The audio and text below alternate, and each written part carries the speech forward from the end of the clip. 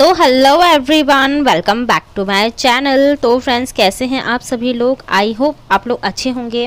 देखिए फ्रेंड्स, आप लोगों को पता है प्राइमरी 6 to 8 की आंसर की आ चुकी है और अब बारी थी आप लोगों की जो आगे की है माध्यमिक की आंसर की आने की।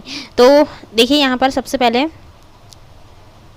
देखिए यहाँ पर जो बीपीएससी टीआरई थर्ड माध्यमिक का आंसर की आज 6 दिसंबर को होगा जारी, यानी कि आज हो जाएगा और रात 10 बजे तक आंसर की होगा जारी। आयोग में कुछ देर बाद आंसर की अपलोडिंग प्रक्रिया शुरू होगी और इसके बाद आपत्ति के लिए लगभग 6 दिनों का मिलेगा समय और 8 सितंबर तक 11वीं और 12वीं का आंसर की होगा जारी।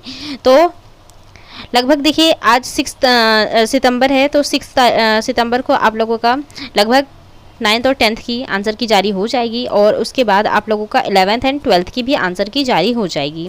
इसमें देखिए इसी महीने टीआरई 3 का होगा जारी रिजल्ट और आयोग ने 26 सितंबर को रिजल्ट जारी करने का रखा है लक्ष्य। आपको पता है कि लगभग जो ताती तत्वा जाति का अपडेट करना था तो वो सितंबर में 24, 25, 26 इसी डेट्स में ये लोग कंप्लीट कर लेंगे ये प्रोसेस। तो उसके बाद 26 सितंबर से या फिर उसके बाद, क्योंकि यहाँ पर लिखा ज़रूर है 26 सितंबर, लेकिन हाँ हम लोग इसके आगे पीछे 1-2 दिन ले सकते हैं। ऑब्वियसली आगे लेंगे, पीछे तो लेंगे नहीं। तो लगभग आप लोगों का 25 सितंबर के बाद आपको अपना रिजल्ट देखने को मिल जाएगा टीआरई थर्ड का। अब इसके बाद जो नई अपडेट है ये देखें, शिक्षा सेवा चयन आयोग जारी करेगा कैलेंडर, कमेटी गठित। प्राथमिक माध्यमिक भर्ती के लिए विभाग से अधियाचना मंगाए जाने का निर्णय। तो अब देखिए विभाग अधियाचनाएं मांग रहा है और उसके बाद पदभार संभालते ही अध्यक्ष प्रोफेसर कीर्ति पांडे ने उठाए कई महत्वपूर्ण कदम। तो यहाँ पर देख लेते हैं। तो यहाँ देखिए पहले उत्तर प्रदेश शिक्षा सेवा चयन आयोग जल्द ही भर्ती परीक्षाओं का कैलेंडर जारी करेगा और आयोग की नवनियुक्त अध्यक्ष प्रोफेसर कीर्ति पांडे ने कमेटी गठित कर दी है और बृहस्पतिवार को पदभार संभालते ही उन्होंने अफसरों और सदस्यों के साथ बैठक कर कई महत्वपूर्ण निर्णय लिए। इस बार देखिए बैठक के दौरान उनका पूरा फोकस काम जल्द शुरू करने पर था। उन्होंने कमेटी को निर्देश दिए कि भर्ती प्रक्रियाओं के प्रस्तावित कैलेंडर को 10 दिनों के भीतर, देखिए फ्रेंड्स 10 दिनों के भीतर रिपोर्ट प्रस्तुत की जाए और इसके अलावा विज्ञापन संख्या 50 के तहत अशासकीय महाविद्यालयों में असिस्टेंट प्रोफेसर रसायन विज्ञान के 13 पदों का रिजल्ट शीघ्र जारी करने के लिए भी कमेटी का गठन करते हुए रिपोर्ट मांगी है।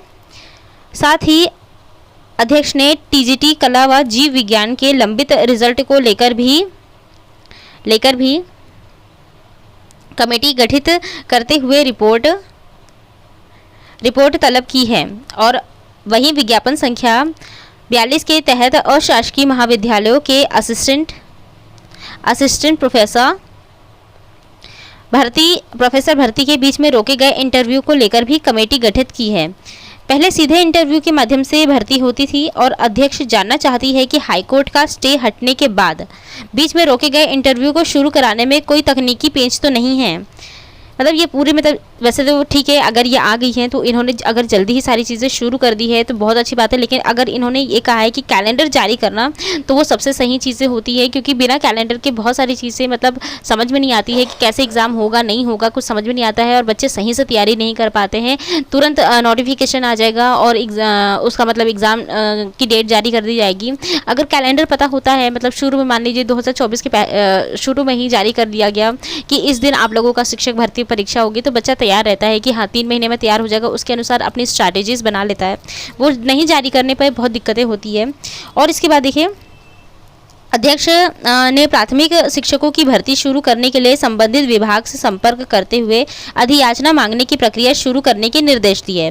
तो अगर देखिए फ्रेंड्स यहाँ पर लिखा है सबसे पहले तो प्राथमिक भर्ती यानी सुपर टेट के बारे में सिंपल सी बात है कि क्या अधियाचना मांगने की प्रक्रिया शुरू हो गई है, तो सारे जिले जब दे देंगे सारी चीज़ें तो इसके बाद ये चीज़ कंप्लीट हो जाएगी।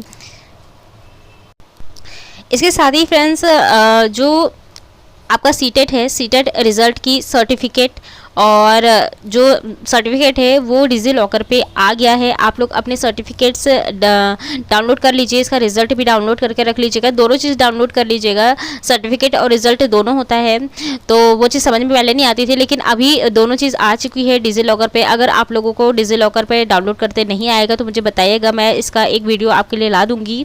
बाकी इसके अलावा बहुत सारे लोग डोमिसाइल से रिलेटेड भी क्वेश्चन पूछ रहे हैं, तो इससे मैं आपको एक चीज़ क्लियर कर दूं कि जो डोमिसाइल है जब उसकी बात की जा रही है, लेकिन जैसे ही लागू होगा उसकी अपडेट्स मैं आपको अपने चैनल से दे दूंगी। तो इसके लिए अभी बेफिक्र रहे, अपनी तैयारी अच्छे से करते रहिए। और सबसे बड़ी बात है, आप लोगों का सुपर टेट अभी डेट तो क्लियर नहीं होगी, लेकिन बीपीएससी अपना जितनी भी सारी प्रोसेस है, लगभग आपको पता है 1,60,000 वैकेंसीज़ पे ये आने वाली है भर्ती। तो इसके लिए अभी से लग जाइए। बाकी आयोग मतलब जितने भी टीआरई 1, 2 में बहुत सारी चीज़ें फर्जी हुई थी, बहुत हुई थी, तो मैं आपको यही बोलूँगी अगर इस बार फॉर्म आता है तो जेन्युइन होकर फॉर्म भरिएगा। क्योंकि मेरी भी जानकार में 1-2 ऐसे लोग हैं जिन्होंने मतलब फर्जी वहाँ का मतलब निवास बना के मतलब अप्लाई किए थे, और जितनी भी मतलब स्ट्रिक्टली ये सारी चीज़ें प्रोसेस फॉलो की जा रही है, इसकी वजह से उनका एग्ज़ाम देना भी नहीं हो पाया है। तो इस वजह से कहीं ऐसा ना हो कि आप एग्ज़ाम देना चाहें लेकिन सिर्फ और सिर्फ इन सब चीज़ों की वजह से आप अपना एग्ज़ाम ना दे पाए। तो आई होप मैंने आपको सारी चीज़ें क्लियर कर दी है। कोई भी डाउट होगा तो कमेंट में पूछ लीजिएगा। बाकी मिलते हैं मेरे नेक्स्ट वीडियो में। Till then stay happy, stay healthy, bye.